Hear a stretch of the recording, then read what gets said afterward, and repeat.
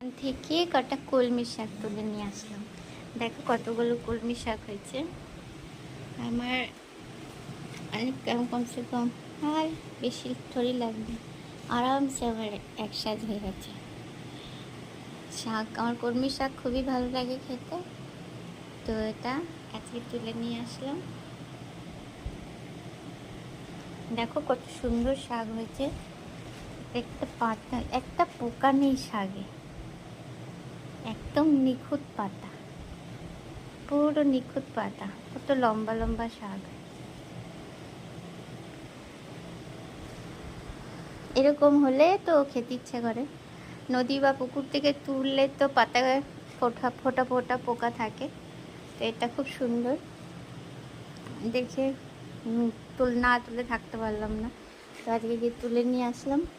আবার ওইখান থেকে আবার হবে।